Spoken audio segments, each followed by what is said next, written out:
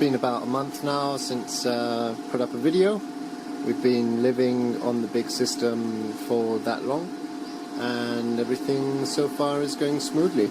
If you followed my last videos, you'll notice that my big jumble mess of cables is now much improved, because what I've done is I've switched out, so we still have all of the parallel lines, but I've run them with this much thinner cable and with automotive fuses.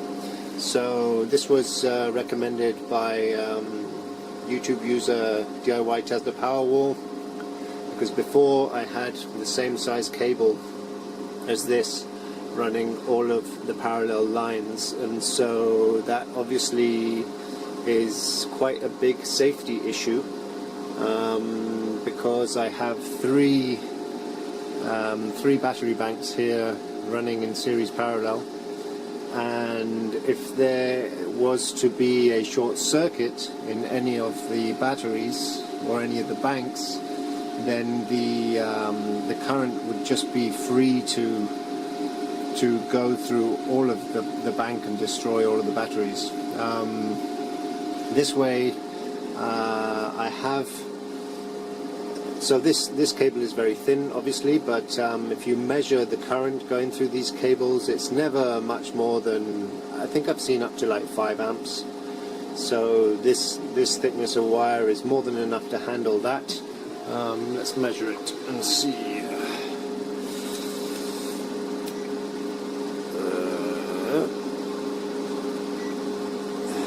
Right, let's have a look. Not that one. So there you go, there's 300 milliamps going through that one.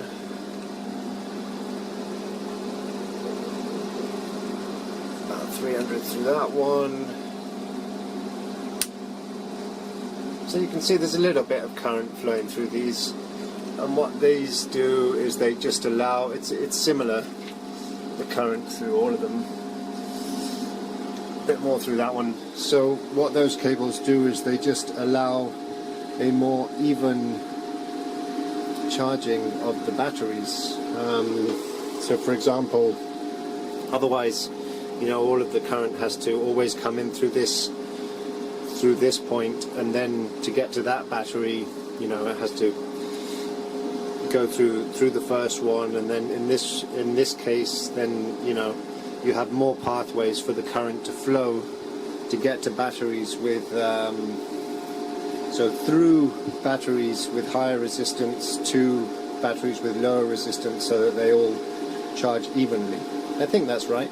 I'm not an expert on this in any way, shape or form. I've learned everything on the internet by myself through watching YouTube videos, and yeah, so that's the update on the wiring of the batteries. Each of these little automotive has a 10. Oh, that one just came off. Great. So these came. They're just long enough to reach from one to another, but seeing as they're just long enough, sometimes when I tighten them, these come off, and so I've just pulled the fuse out of that one. I have to do the same here now, because this one's just popped off, and that is a little bit dangerous.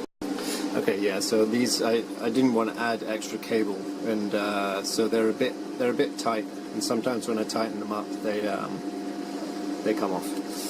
But it's not all that important, seeing as there's still a lot of pathways, and I'll fix those in a bit. As you can see, there's a little bit of a liquid around the caps, and I need to give all of this a good clean.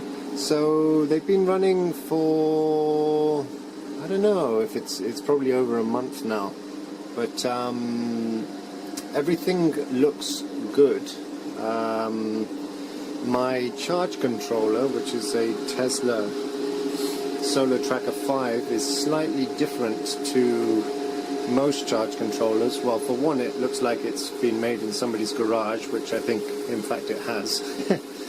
But you can see the green light desulfating or the float charge for this charge controller is a lot higher than most charge controllers. It floats my batteries at 30 point something volts. They reckon that that's the charge, the voltage that batteries need to be floated at to avoid desulfation. But they have some special algorithm that goes along with that anyway. So something I'd like to show you is, so I've been checking these periodically, and all my I can't see, so you can see a little bit bubbling in there because we're at the top of our charge. So I've got this really cool hydrovolt hygrometer. Just stick it in there, fill it up with liquid, and then it goes round and shows you the specific gravity. We're at almost 127. 127. So periodically I go checking all of the cells, and so far all of my batteries are charging evenly. They're all charging evenly, and the specific gravities are all pretty even as well among the whole bank, which that's I think, well, the battery bank is quite new, so there'll be low resistance in the batteries anyway, but I think that's due to the matrixing of the batteries, so the series parallel and the fact that there's a lot of connections. I've got to get in here and do a little bit of cleanup. I filled up all of the batteries recently, and then I went and checked on the manual, and I've filled up the batteries too much with too much liquid. I thought you had to fill them up to the bottom of you can't really see it, but there's some little like tongues that stick out in there, and I thought you had to fill them up to the bottom of that, but really you have to fill them up to, I think it's just an inch below that, so that's probably why there's a bit of liquid on the top of the batteries. But so far everything's been going good. I'm very, very happy with the way it's charging. I have out here 2.4 kilowatts of solar. I'm wondering about the angle of these, because so far I've only seen a maximum of 1.9 kilowatts out of these, and I don't know whether that is to do with the angle. They're at 30 degrees, which is set for a winter angle, but I'm wondering whether I should change that. Yeah, because I've only seen, out of my 2.4 kilowatts, I've seen 1.8, and that was with a cloud edge one day. But I mean, apart from that, I'm very, very happy at the moment. My batteries are full. This morning they were full at about 10:30, 11 o'clock. We live, so I live in Spain, in the Mediterranean, and so we have like 300 days of sun here a year, and so it's perfect climate for solar. I've installed this cheap El Cheapo Chinese power meter. So there you see I'm just pulling 100 watts currently for the moment. I'm not sure it's super accurate, that thing works all that well. And off that we're running a fridge, a large fridge, a chest freezer, and then at the moment indoors I'm running an air purifier, and then every now and then so a router, a modem, and that's about it. At night I have a draw of maybe 150 watts constant, so my battery bank is only being drained to about 90%, I think, or not even. I think it's 5 or 6% of my total battery bank capacity that it's drawing overnight. We've had a couple of days of clouds, and it's been fine. I've not had to put the Jenny on yet, and anyway I've not equalized the batteries either, because I've checked all the specific gravities, and essentially my this Tesla charger is equalizing the batteries every day basically, because it's running them up to 30 point something volts every single day. So essentially my batteries are getting equalized every single day. Some of you might say, well, you're cooking the hell out of your batteries, but I've checked. So now we're at the top of our charge, and look, so you can see that's a center battery, 16 degrees. So my center batteries are slightly warmer, which is normal. They're getting the heat from the other batteries. But 16, that is ambient temperature. So my batteries are not hot. They're not warming up at all. Yeah, you can see the center ones are a little bit warmer. That's normal. They're getting the heat from all the other batteries. So yeah, so far so good. I'm super happy.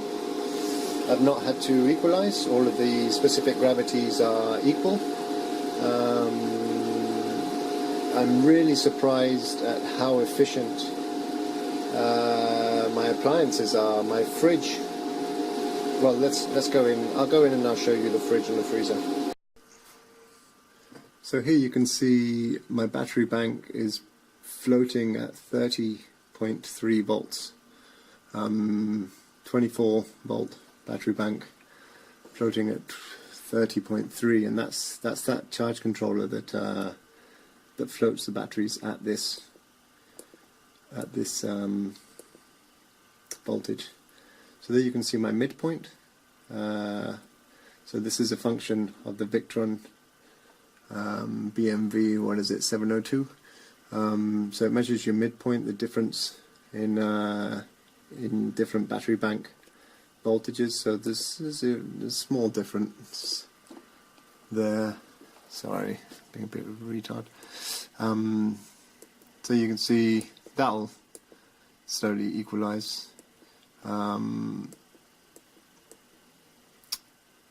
So yeah, and it's only putting 6 amps in, 7 amps at the moment, 200 watts. And so what I've been doing recently is putting a small resistive heater on in the afternoons. It pulls about 1,500 watts, and it doesn't touch the batteries. The batteries stay on float. So yeah, so that's the main difference in between my charger and all the normal ones you get out. I think the normal chargers generally float at about 13 point something volts, and this one's all the way up at 30 volts. Sorry, 13. That would be a 12 volt system. I've never got my head around the 24 volt numbers, so I normally click back to look at these to see where we're at. But anyway. So this is a small house, but we have some appliances. So we have this big chest freezer, yeah, with lots of goodies in there. That runs 24/7, obviously. And then we have this large fridge. Here, this is something that's very interesting. So this fridge is plugged in right now and working, and it's using nothing. It's using that's something different, sorry. So it's using 0 watts at the moment. That's from something else that's been plugged in. So it's using 0 watts, and you can see it's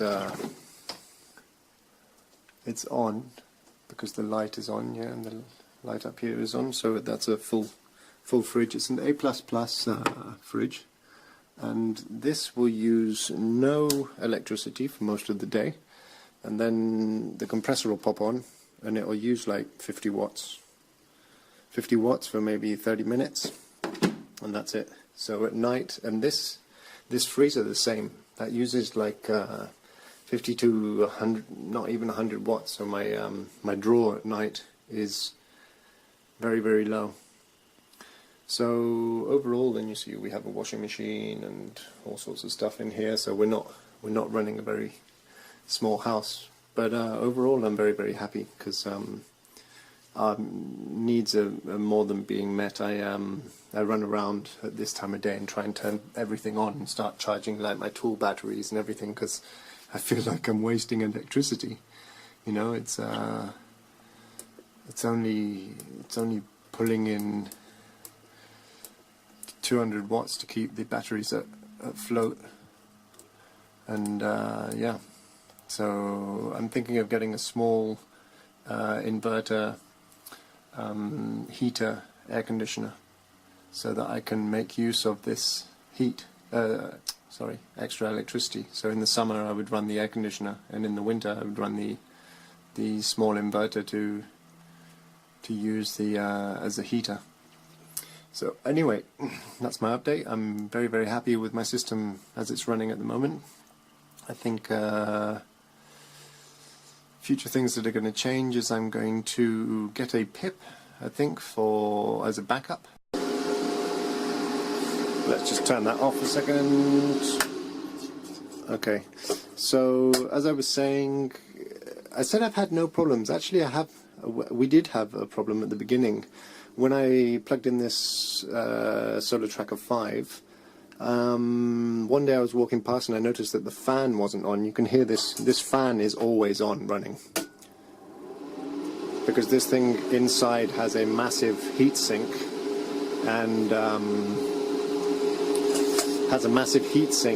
so it needs the fan to run constantly, and that makes a lot of noise. So I was walking past one day and I noticed that wasn't making any noise, and the fan at the back had burnt out, and so I was left with a full battery bank, but no way to charge it, which made me realize that if any of these individual components go pop, then I am stuck without electricity. So yeah, if either my solar charge controller goes or my inverter goes, I have essentially no system. So I think I'm going to get a pip to run as a backup, maybe just a small pip to run as a backup, and that will be an extension on this system, so that if anything did go pop, either my inverter or my charge controller, then I would still be up and running. And I think the pip is really good for this purpose, because obviously it has an inverter and a charger all in one.